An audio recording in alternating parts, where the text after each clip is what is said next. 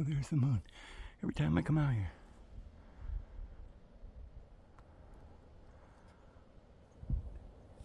Well, hello guys, David Vose here. Hope you're having a wonderful day. It's a beautiful day here. I guarantee it. Look at that.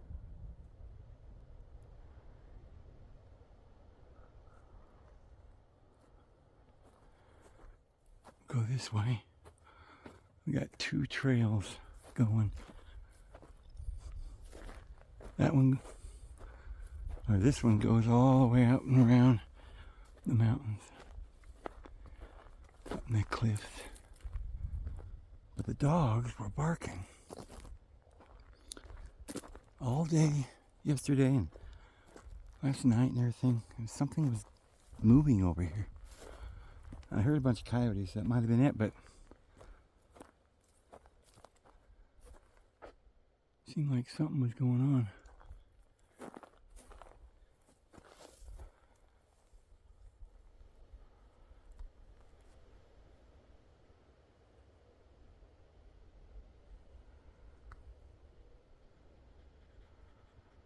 Huh. What is that? Probably just a rock. But it's square. It's on my property, so I should know, but I've never seen that square rock.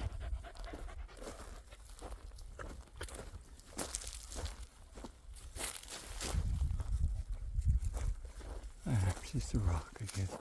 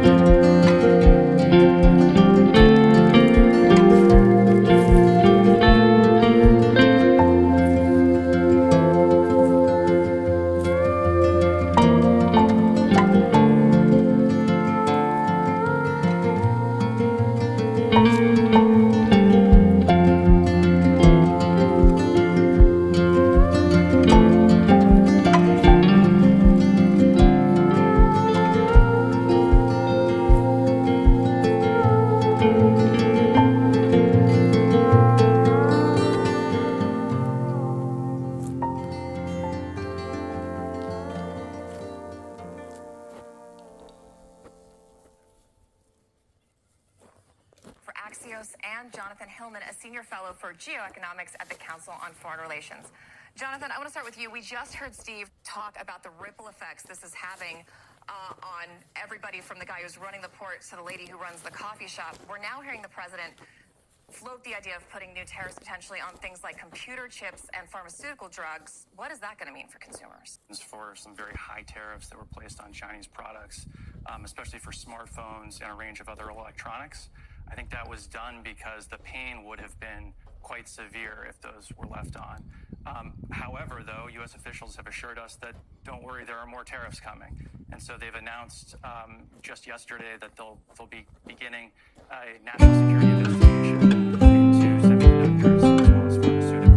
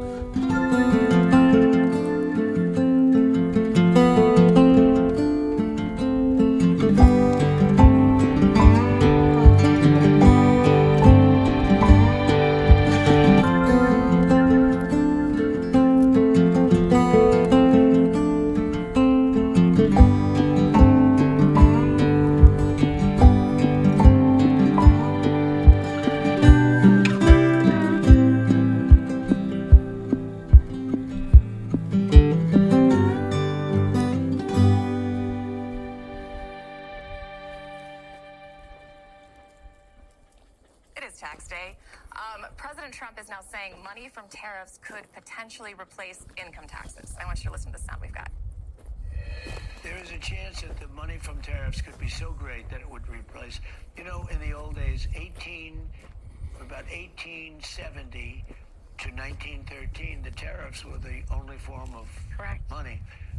And that's when our nation was relatively the richest. We were the richest. Can you fact check that for us? Is the president right? No, you've been a good friend, and that's in the thick and thin, and I know it's never gonna end. China's president is on a bit of a charm offensive across Southeast Asia.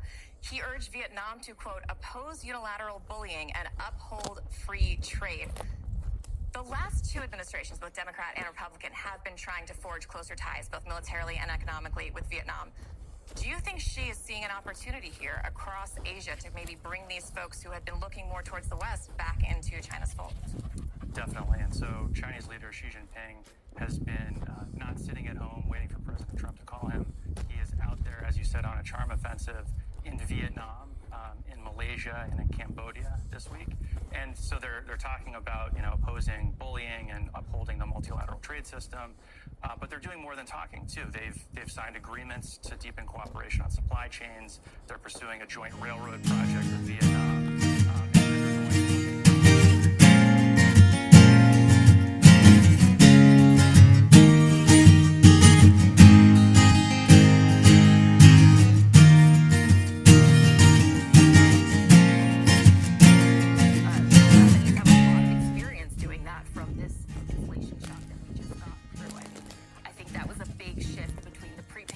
and the pandemic era. Companies learned how to raise prices. Should Kamala Harris run for California governor in 2026 after polls show her leading? I'm going to give that a big no. Yeah, I think Kamala Harris would make a great president of a university. Not that she's a bad person or a bad candidate or she's smart, but, it didn't work. And by the way, if she does...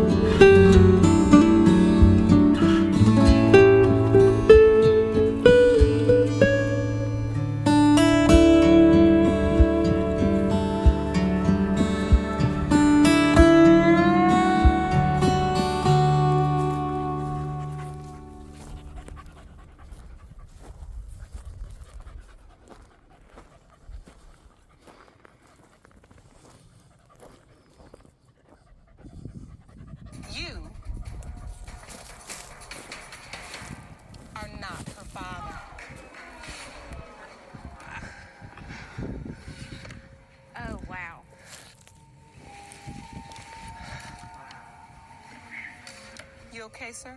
You need to take a seat?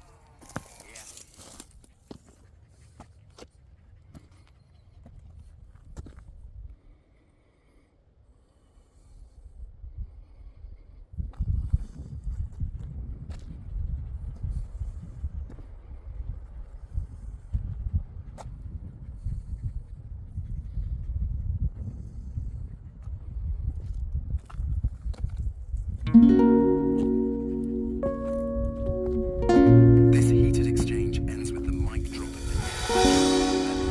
Questions. One, on a follow-up on something you just said, but since we have these messages released, and you said that the president has now personally reviewed them, at the chat, at one point, Pete Hegseth wrote 1415 strike drones on target, and in all caps, he said, "This is when the first bombs will definitely drop." Does the president feel that he was misled by his national security advisors, whoever it was that told him there was no classified information in there, now that he's seen these messages? I've now been asked to answer this question 3 times by the both of you, and I've given you my answer. The president feels the same today as he did yesterday.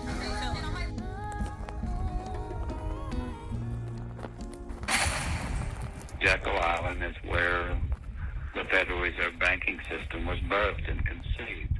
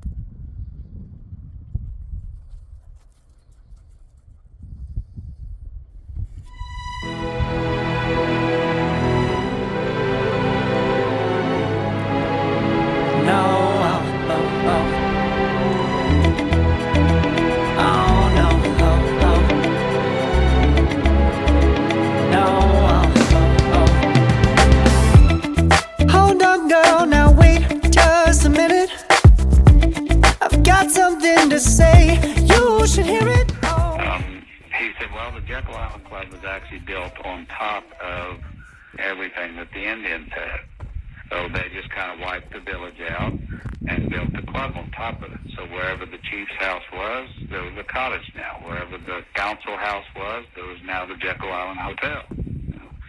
And he said everything that's built and visible today is actually sitting right on top of something that was significant in the Indian village when it existed. So he said the fact that this whole place had to go into ruins and then be rebuilt and become an archaeological state park, he said it actually helped us identify the native history because the club itself had almost erased that. And so I said, well, let's look at the museum. I want to see some of the images.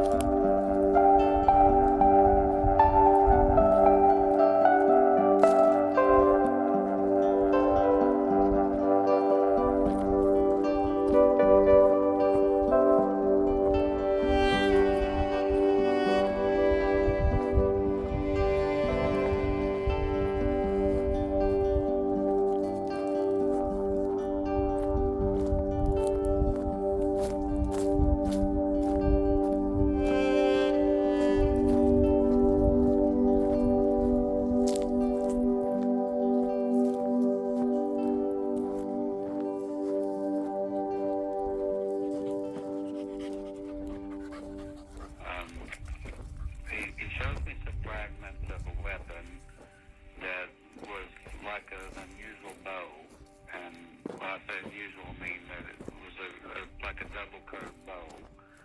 And that was a very unusual shape of a bow for a native tribe. I had never seen that shape before with an American Indian tribe. And I've seen a lot of bows and arrows. So I asked him, I said, this seems unusual. I've not seen this before. In Oklahoma, every native tribe, the bows would look like a single bow, or just a single curve. I said, this is quite extraordinary, especially as far back as this tribe was.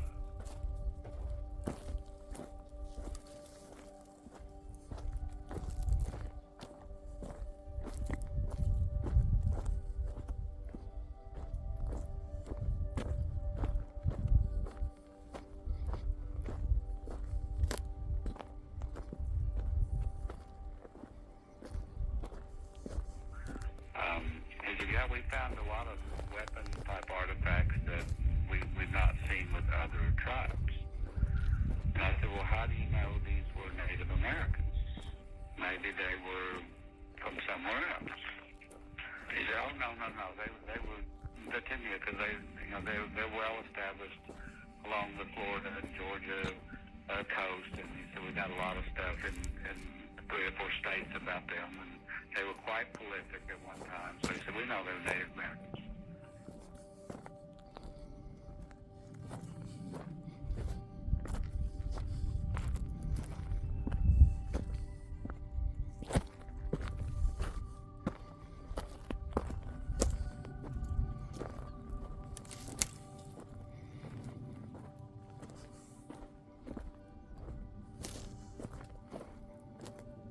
I said, well, all right, what else you got? He said, well, we got some skeletons. He said, you want to see the bones? And I said, well, yeah. When they found the burial site, they didn't move the bones. They left them where they were. And they just uncovered them to where they were visible, and then they built a museum on top of it. They did basically the same thing with the museum that the Jekyll Island guys have done with their houses.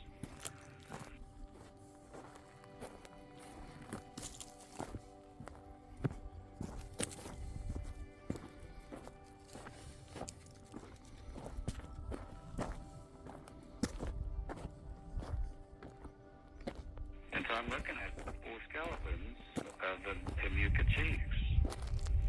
And they knew they were chiefs just from different things that were buried with them.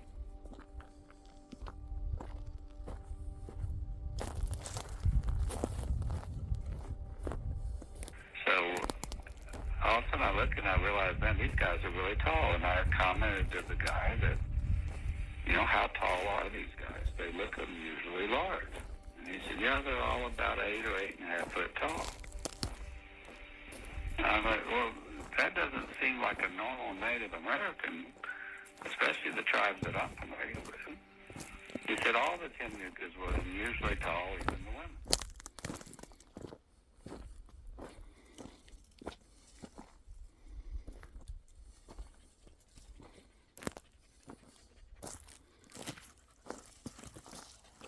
And then I see an altar. And I'm going, I don't know of a Native American tribe anywhere in the country. I know some that had log houses or high places or worshipped, you know, nature in some way, or had totem poles or that kind of stuff. But this one has a stone altar, and it looks a whole lot like the one that I had dealt with in the Middle East.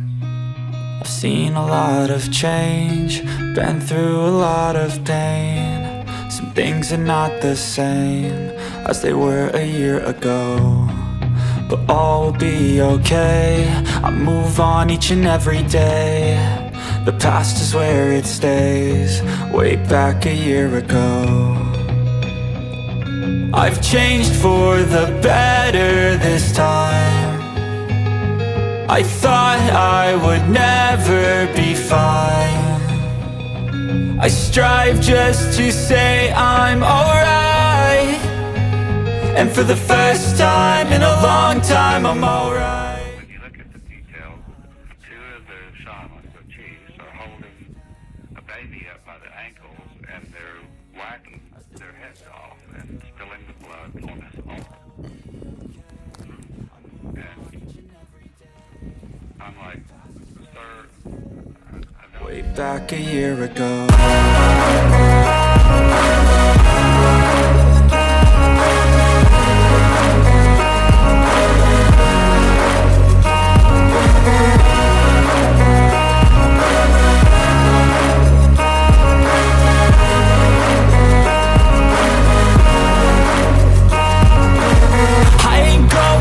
I'm not falling. I'll push all my chips and call all in. I'll bet on myself, you keep stalling. I hear destiny and it's calling. I'll keep my head up high through the downs and lows, and we're all going life. Still nobody knows, but I'ma choose what's right and take what comes and goes. And ain't no one in life holding me back no more.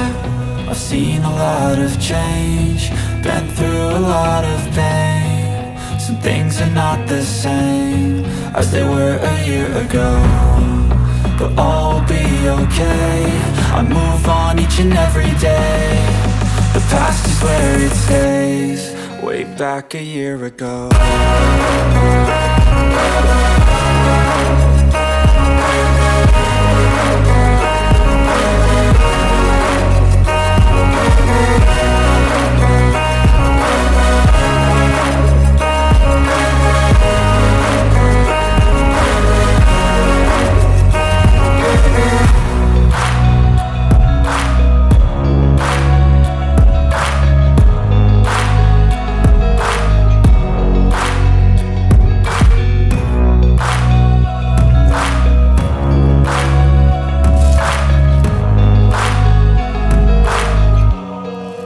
Back a year ago.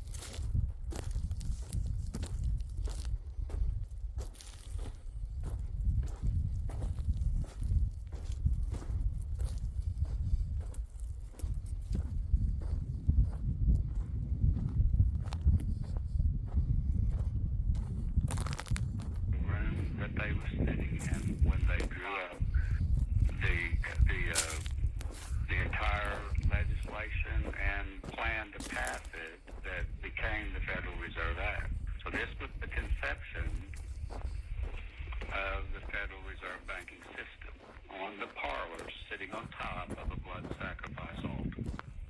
Where babies were sacrificed. Yes. And so all of a sudden it's like, wow, no wonder our banking system has so much corruption in it.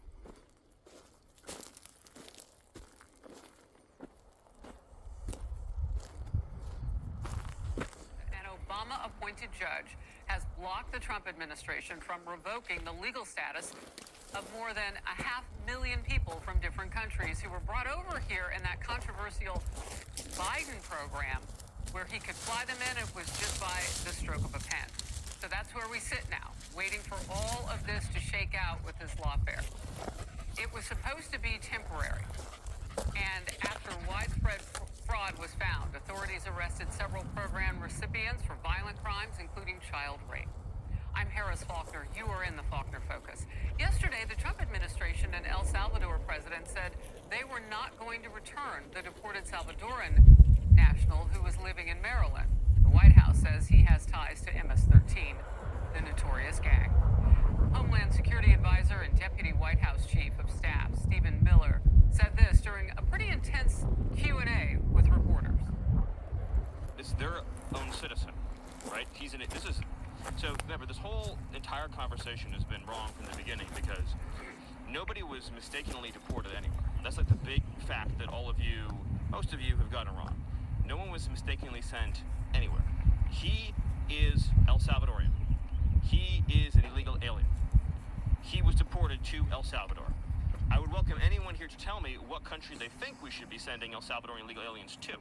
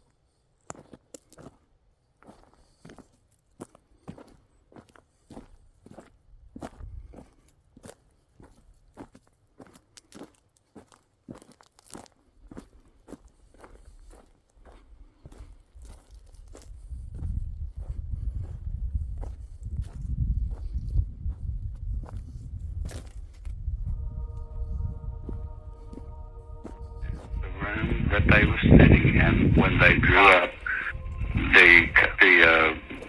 the entire legislation and plan to pass it that became the Federal Reserve Act. So this was the conception of the Federal Reserve banking system on the parlor sitting on top of a blood sacrifice altar. Where babies were sacrificed. Yes. And so all of a sudden it's like, wow, no wonder our banking system has so much corruption in it.